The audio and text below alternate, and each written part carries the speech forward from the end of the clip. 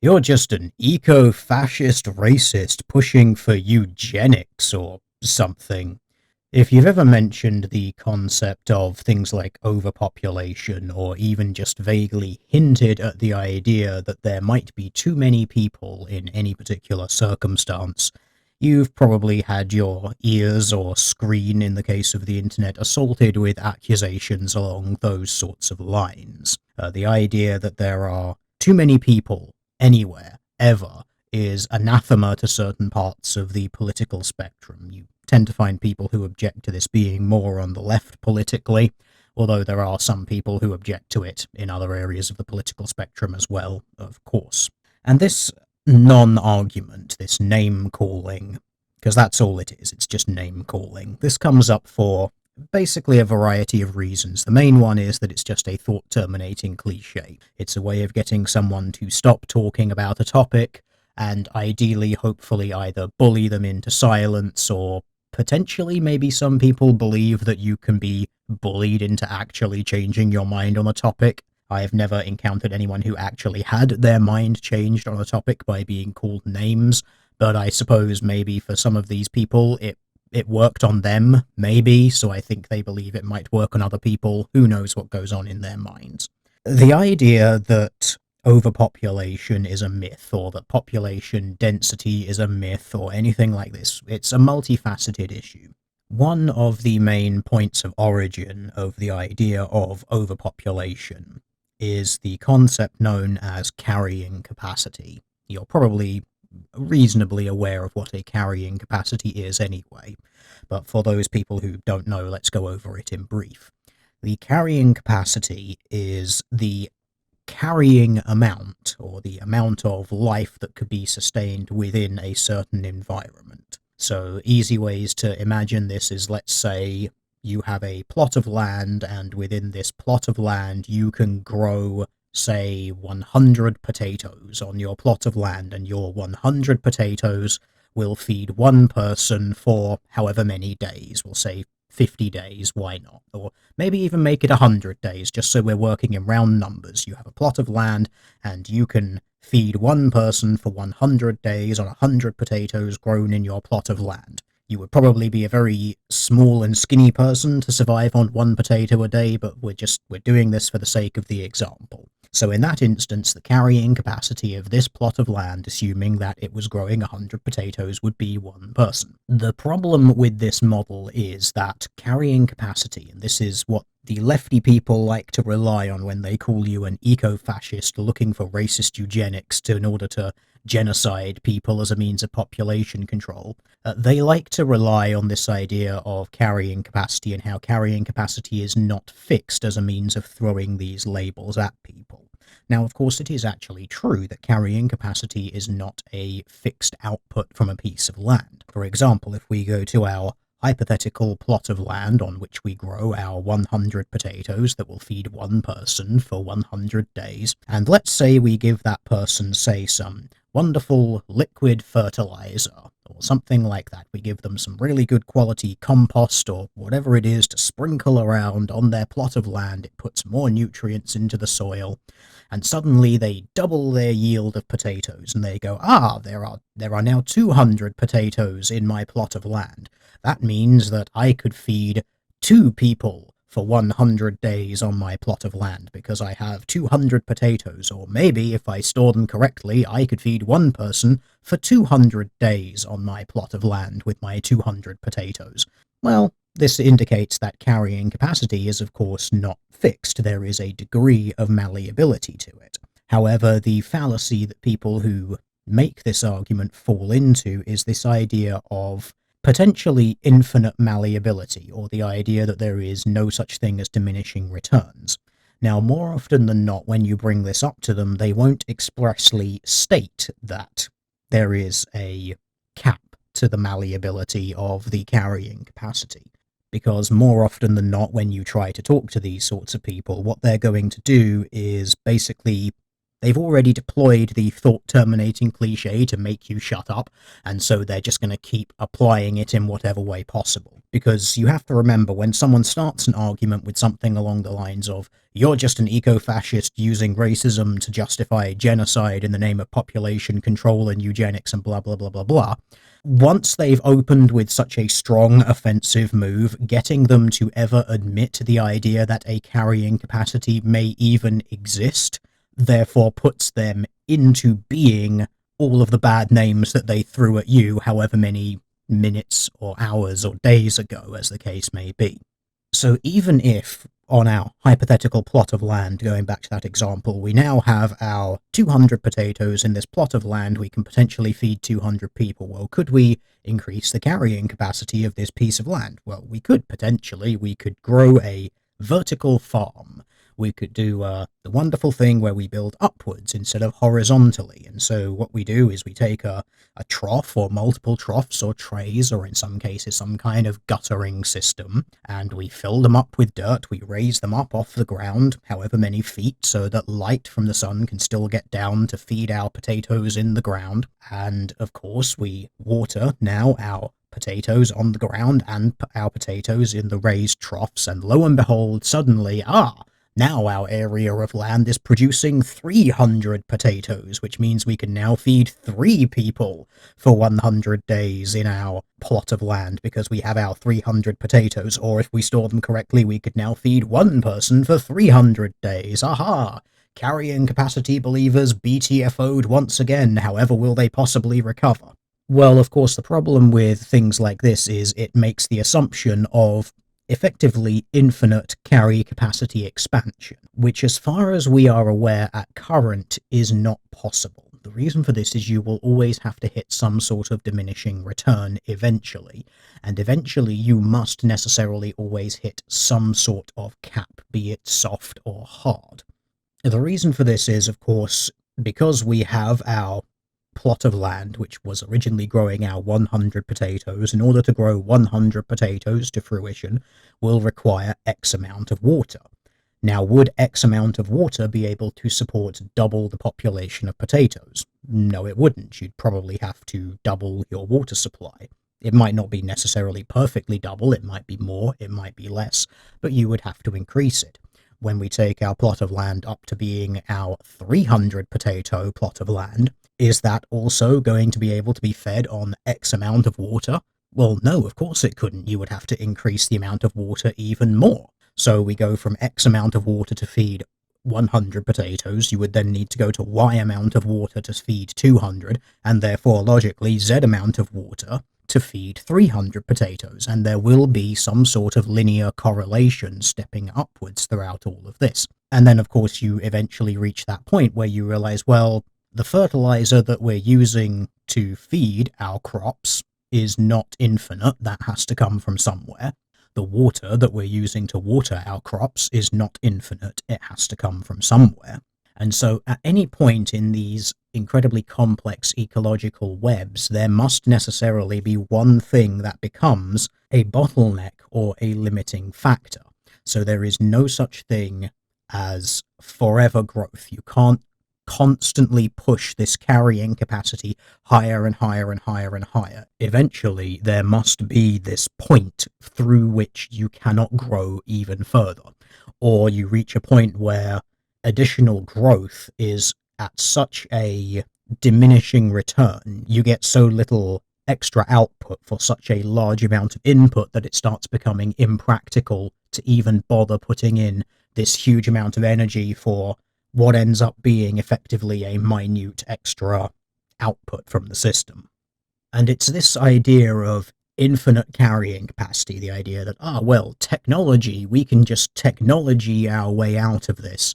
This doesn't work. Technology has increased the carrying capacity of certain areas by certain amounts. All of these things can be quantified and measured in a variety of ways. You'd have to look at specific examples, which I'm sure you'll be able to find by yourself, because it's not exactly difficult to do so. But the idea that this is something which is infinitely scalable is incredibly flawed. Now, as to the idea that simply mentioning the hypothesis that there is some sort of carrying capacity, however you want to define it, even though carrying capacity may be a moving target. The idea that pointing this out somehow makes you some sort of eco-fascist attempting to justify eugenics and genocide, well, this is of course a huge logical leap by itself. The normal chain of logic goes something along these lines. It's, well, when you start talking about the idea of there being too many people, that means that you've created some idea that there should only be a certain number of people, and therefore you must believe that some people shouldn't have children or shouldn't breed or shouldn't exist, and therefore some people should breed and should have children, and therefore you must have some idea of what that criteria is. And this is, of course, how they justify the claims of eugenics and racism, even though you could quite easily not have any of those things while recognizing that there is a population limit. Imagine, if you will, you had a fish tank or something along those lines. So in your fish tank, you have, say, 10 fish, and your fish start breeding, and eventually you have 20 fish. But within this fish tank, there is only a limited amount of food that they have access to because you've planted certain amounts of food. It's the idea is you've created a enclosed ecosystem, so you're not adding food to it. You could easily recognize beyond 20 fish, the next time they breed and you have 40, that there is a die-off in the population, and so the population returns to around 20 something. You could easily observe, well, the carrying capacity of this environment I've created is about 20, while at no point saying, this means that this fish must have babies with this fish, and this fish must be forbidden from breeding forever. You just say, well, this is the natural limit that this area can contain, but with absolutely no provision being made for the quality or type of fish which is within that environment. You're just realizing that there is a limited amount of food, a limited amount of resource in that area. Now, you could alter your ecosystem. Again, you could expand your carrying capacity. You could plant new things for your fish to eat in that fish tank. So you could effectively increase the carrying capacity of that fish tank. However, eventually you will run into this scenario where I can't put any more plants in there, and thus we have hit some sort of carrying capacity limit. Now, just because you were able to expand the carrying capacity, again, it doesn't mean that there is no such thing as a carrying capacity or that it is infinitely scalable. But even though you have expanded the carrying capacity, that has made no provision or no judgment or anything along those lines as to the quality of the fish that are in the tank.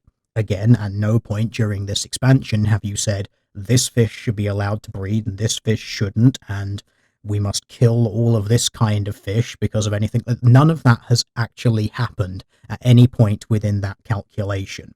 And this, of course, reveals the you're just trying to practice eugenics and genocide argument against the concept of a carrying capacity as what it is, which is a completely ridiculous argument, which is just a thought-terminating cliche designed to make you stop talking because they don't like what you have to say on the topic. In attempts to get the sorts of people who throw out these labels at you to even accept the concept of carrying capacities, you may have to resort to very extreme scenarios. So you could quite easily paint a slightly absurd hypothetical example. Let's say, okay, so you believe that there is no such thing as too many people. We're going to have this somehow magical, infinite technological expanse that will go on forever and allow us to forever have more and more people regardless of the environment. Okay, well, let's imagine then that all of the biological life on planet Earth becomes humans.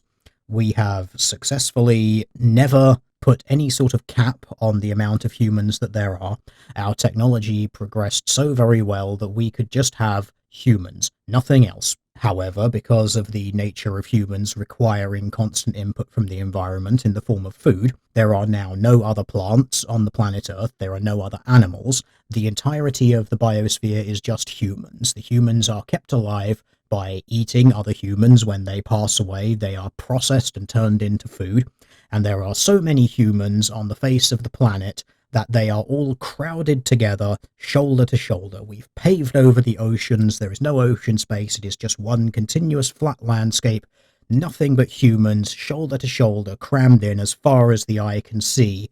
The only breaks in those humans packed shoulder to shoulder is the machines that process dead humans and feed them to the living. Are there too many humans within this environment? Now, this is where the intellectually dishonest people of the left who like throwing out the "you're just an eco-fascist, eugenics racist, blah blah blah" will inevitably have to start saying, no, of course not. The very fact that they're alive is proof that there's no such thing as too many people. Ha, checkmate, bigot. Of course, the reality is that if you forced them to live in an environment such as that, they would despise it because it is frankly inhuman and dystopian in the extreme. But this is where you come to something that could be argued to be a little more subjective, although there is, of course, objective evidence backing up, or not, as the case may be, when we start talking about the topic of things like quality of life. When you look at certain projected models, and you will have to take them with a grain of salt because a lot of them are based on estimates and usually try to take into account certain variables that you may or may not agree with. Estimating population density across the entirety of the planet can become quite difficult. So I've seen some estimates which seem to suggest that if you spaced all humans out evenly across the land of the planet, they would basically have 1 square mile each. And obviously, as you increase the population, that 1 square mile that each person would have would get smaller and smaller and smaller and smaller. Now, would people be happy if you reached a population density across the entirety of the world where the entire surface, the entire livable surface of the Earth, was basically like living in the middle of a city? So you have big blocks of flats everywhere. You live in like a small 2 or 3 bedroom flat in a block of flats surrounded by other blocks of flats, which are also surrounded by blocks of flats. And there are vertical farms in between all of these blocks of flats, and no matter where you go on the world, it's just these blocks of flats and blocks of vertical farms, because there's however many trillions of people on the surface of the Earth. Would you actually be happy living in an environment like that? Now, I can speak for myself and say absolutely not. The idea of living in a city as they stand now is absolute anathema to me. I just look at cities and think that is a concrete, steel, and glass abomination designed to trap people into degenerate misery, frankly. I can't imagine anything worse than having to live in a city. For someone like me, even the suburbs are a little too densely packed for my liking. I would be much happier living in a small house with several acres of land around me so I can just tend to my small farm and be quite happy in my glorious isolation. However, you also have to take into account that not everyone shares that point of view. There are several people, and again, this is a common theme which I've seen on the left, who argue against the concepts of carrying capacity and the idea that there's too many people. Almost all of them seem to advocate for the use of commie blocks when it comes to providing housing for people. The idea that high-density housing is just so efficient and therefore so great, and this is what we should all aim for, despite, of course, the fact that high-density housing is strongly correlated with increased rates of crime and misery, and that this is further backed up that lack of access to open green spaces also increases psychological distress in people, as does living in substandard housing, which overcrowded conditions tends to loan itself to. However, there are some people who are able to live in these high-density conditions and are actually completely fine with it. They don't experience any significant negative effects from it. And I think some of this comes down to either differences in lifestyle with how you were brought up, or potentially psychological differences between people. I think you might be seeing something regarding psychological profile. And I think there's some fairly good evidence to suggest that. For instance, if you look across a lot of Western nations, you tend to find a fairly broad left-right divide. That is, you tend to find people psychologically of the political left more towards cities and psychologically more towards the political right in more rural areas. And there are, of course, generally observable personality differences, broadly speaking, from political left to political right.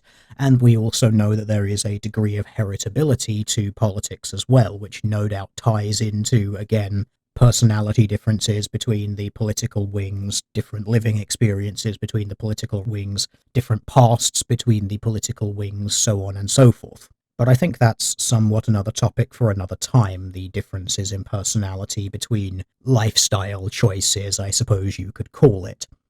Anyway, I think I've rambled on long enough about this topic.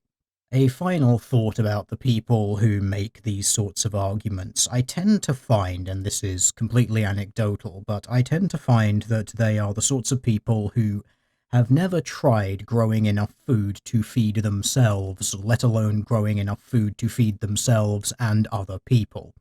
They seem to have a lot of whimsical, airy-fairy notions about how farming should be done and how agriculture should be done in general, and they seem to hold a lot of mutually exclusive positions in their heads. Regarding things like housing, I've already mentioned they tend to advocate for commie-style blocks, while simultaneously also thinking that people should be able to grow food and be self-sufficient. These two things don't really go very well together. If you have hundreds of people living in a building, they will require a large amount of farmland around them in order to feed that number of people. If you have commie blocks surrounded by commie blocks surrounded by commie blocks, you're going to need even more farmland. So the idea that these thousands of people living together in however many blocks are going to somehow have an equivalent area or somehow not need to be surrounded by dozens of miles of farmland to feed them is somewhat ridiculous. Going back to the slightly airy-fairy notions they have regarding agriculture, they seem to simultaneously hold the belief that we can just have this infinitely expansive, intensive monoculture vertical farm thing to feed infinite numbers of people, but that we can also do this totally permaculture, mixed companion planting, food forest, indigenous culture, wow, style of doing things, and that will somehow also be able to feed all of these people. And whenever they come up with all of these big, whimsical contradictions of just, we can just do it, man, somehow, it kind of reveals just a general lack of experience in the field, if you'll pardon the pun. Anyway, I hope you have found this somewhat interesting and it's given you a little bit of food for thought.